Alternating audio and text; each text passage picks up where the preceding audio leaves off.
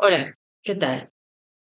Bueno, hoy vengo con un libro que leí que se llama La nieta de Bernard Schlink o Schlink, no sé cómo se dice en alemán.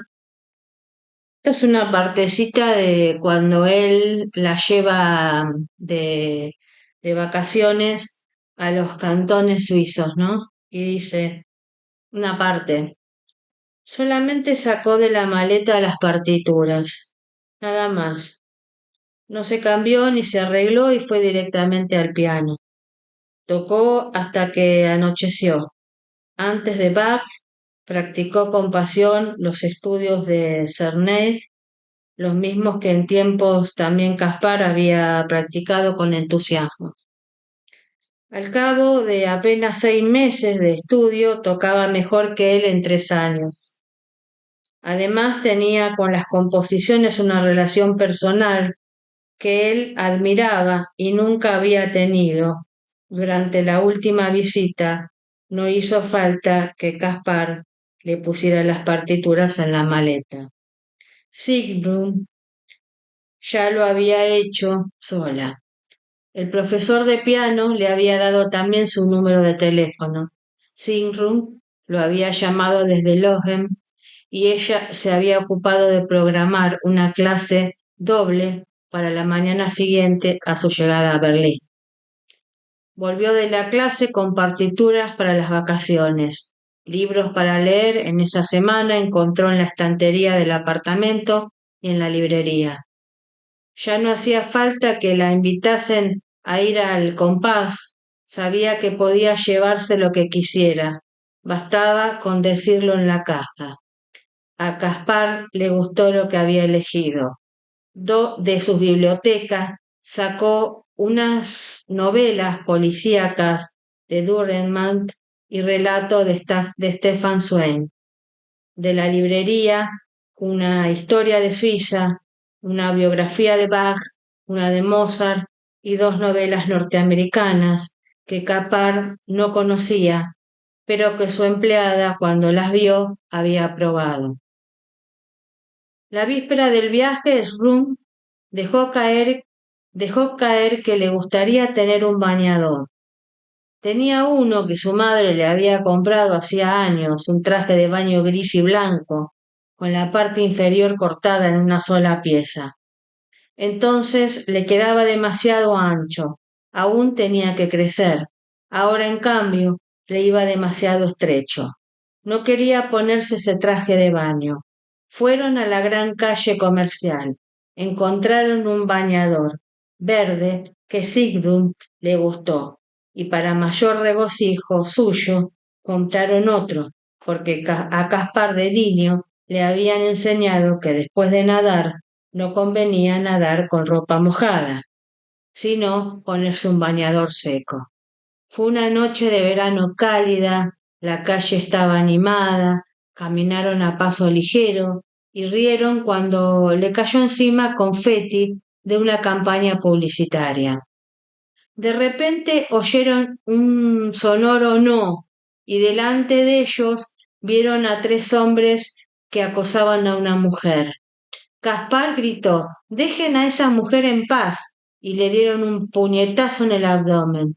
Cayó al suelo. Los agresores escaparon corriendo y los transeúntes pasaron a su lado, esquivándolo, y siguieron andando como si ahí no hubiera pasado nada, menos Sigrun, que corrió hacia los atacantes. Caspar no entendió qué decía y se levantó dolorido. Vio que Sigrun le echaba una bronca al corpulento de los tres. Temió por ella y se sintió aliviado al ver que el hombre no le pegaba y que tras limitarse a darle un empujón seguía su camino. Sigrun quiso que se apoyara en ella, pero Caspar dijo: «No, no hace falta, estoy bien».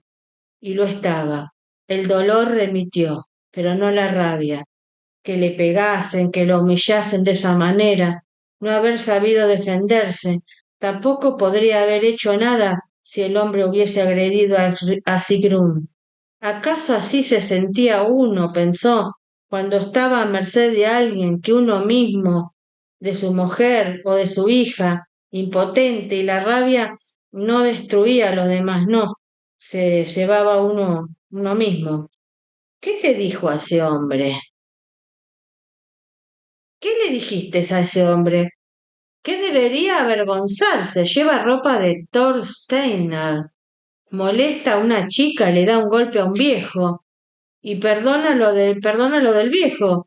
Le he dicho que a pesar de todo somos los mejores, no los peores. ¿Pensaste que por la marca que gasta era uno de los tuyos?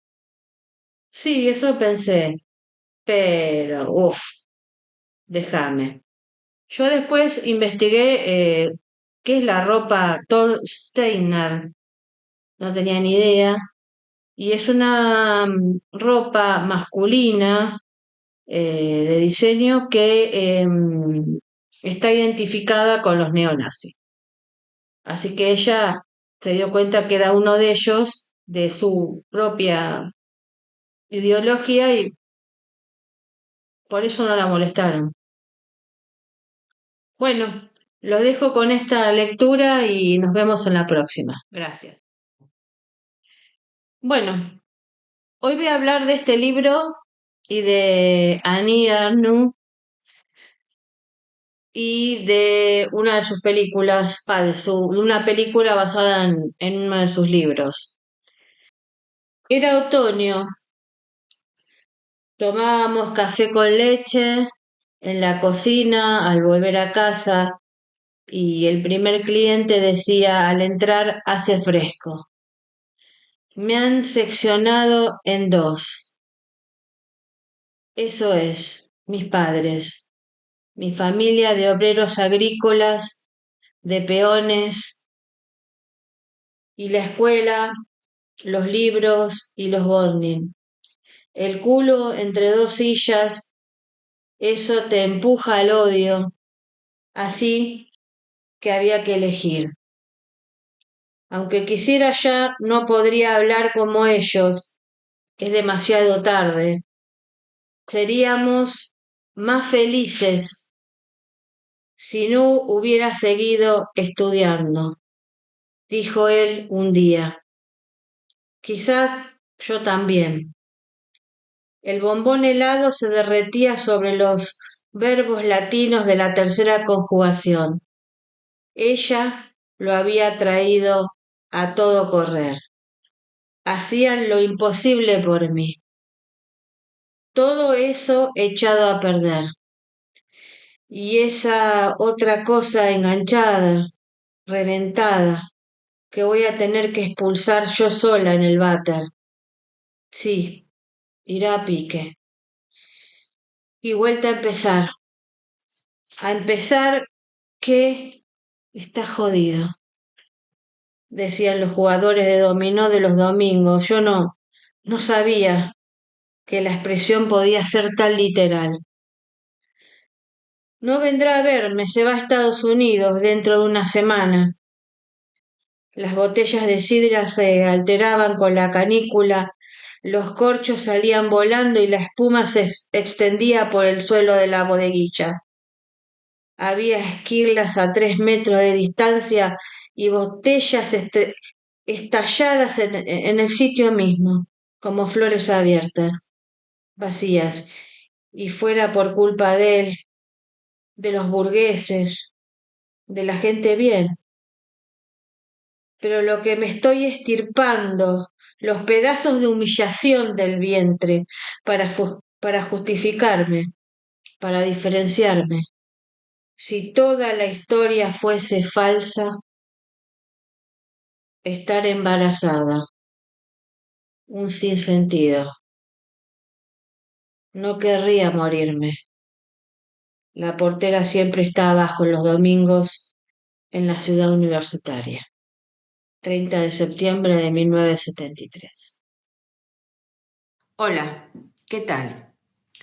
Hoy vengo con un libro que compré en la Feria del Libro y que se llama Paradise y es una novela escrita por Fernanda Melchor, una mexicana muy reconocida internacionalmente y por su país.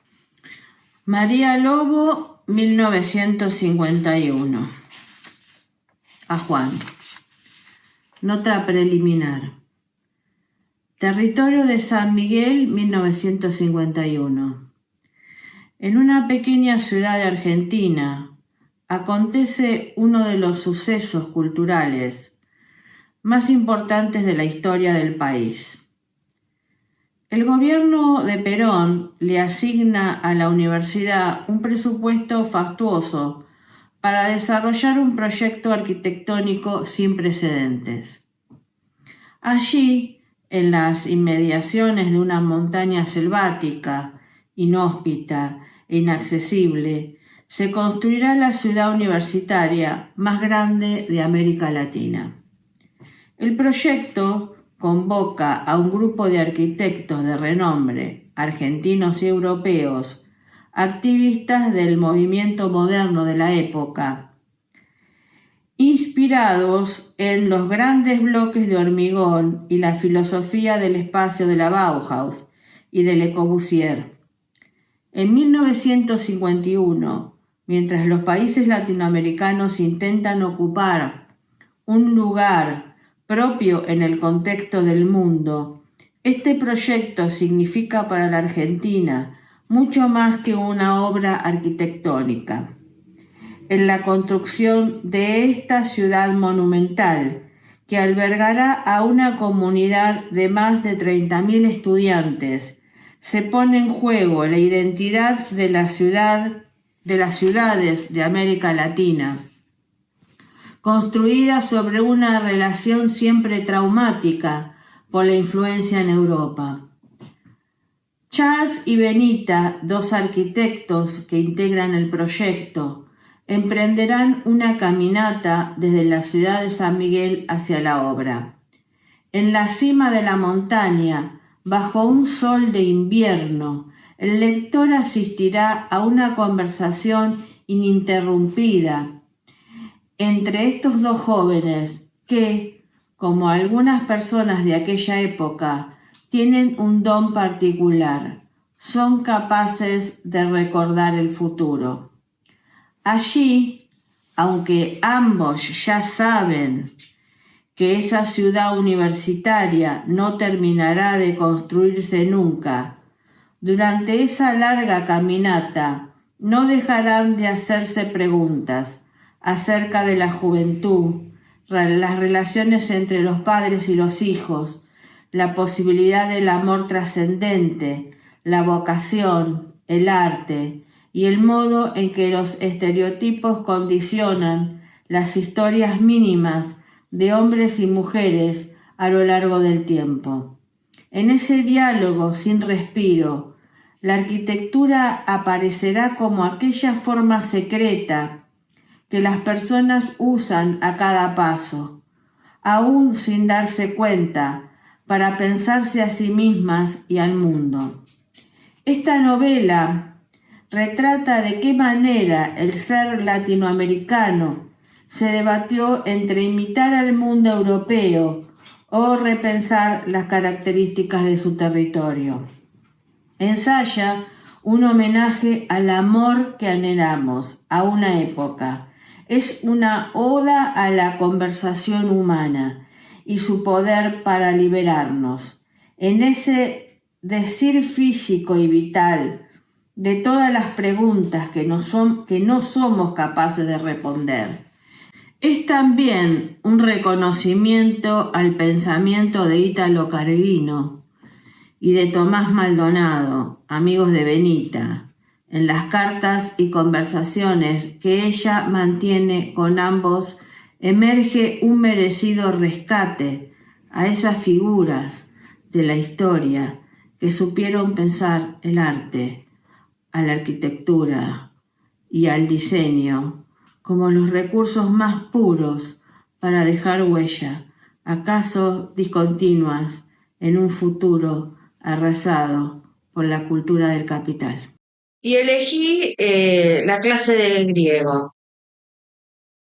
Cuando comencé el libro me impresionó. Me impresionó porque empieza hablando de Borges. Yo había leído un poco de qué se trataba, pero no pensé, eh, no pensé que iba a empezar a hablar de Borges. Y eso me impactó. Empezó a hablar de Borges, su relación con Kodama. eh, en realidad lo está hablando el profesor de griego, que se está quedando ciego. Y habla sobre la frase nórdica que Borges le pidió a María que pusiera sobre su lápida. Esa frase es la frase que Borges utiliza y la temática que Borges utiliza en el cuento de Ulrica, que lo tengo en mi canal y que lo pueden escuchar, así como también un poco la historia de Borges y su literatura a través de la lectura de un libro. Así que me impresionó muchísimo encontrarme varias veces la autora a través del profesor de griego cita a Borges. Eso me encantó. El libro consta de dos personajes principales. El profesor de griego se está quedando ciego, como Borges, con una enfermedad similar, heredada de abuelos y bisabuelos, como Borges. Es un hombre que a los 15 años se va con su madre y su hermana y su papá a vivir a Alemania y después vuelve, después de 15 años, vuelve a Seúl. Comienza a dar lecciones de griego porque era la única opción que tenía y porque iba a tener pocos alumnos. Él sabía que se estaba quedando ciego, aunque no lo dijo en la universidad. Por el otro lado tenemos a una mujer que de pronto se quedó sin habla. Ya lo había experimentado en la adolescencia, pero esta vez dos hechos traumáticos la dejan sin el habla.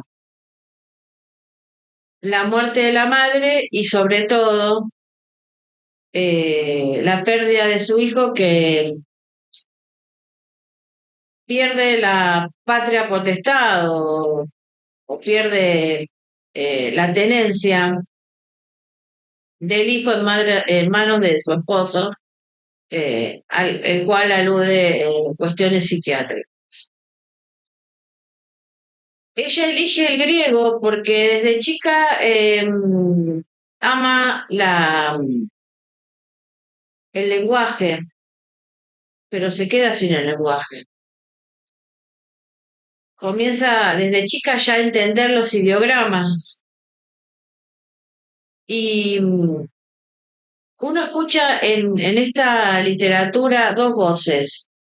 Una voz exterior, que es la del profesor de griego, que habla sobre lo que recuerda de lo que antes veía. Y una voz interior llena de detalles, que es esa que no puede emitir ella. Hay dos voces, una exterior y una interior. Todo el libro vamos a pensar, estas dos personas, uno es profesor y la otra es alumna, tienen algo en común. La soledad, una soledad que es un poco brillante, está llena de detalles. llena de vida. Y, y también el silencio. Es un texto poético que habla del silencio. Y que por supuesto recomiendo que no vas a empezar a leer y te vas a meter de cabeza en el libro, sino que vas a ir de a poco. A mitad del libro empezás a sentirte más cómodo. Hay que hacer un paréntesis para hablar de la traductora, que es una mujer que vivió en la Argentina, que se educó en la Argentina y que si uno lee, lo puede leer en una nota en Infobae. Ella se siente orgullosa de la educación pública que recibió en la Argentina cuando sus padres emigraron con ella, siendo muy chica. Se formó en los tres niveles de la educación pública argentina y después emigró a Seúl, a Corea, donde había nacido. Pero toda su capacidad la tiene porque se la ofreció la universidad y la educación pública en general de la Argentina. Así que bueno, los dejo con la lectura. Yo compré el digital del libro, pero bueno, cualquier opción es buena.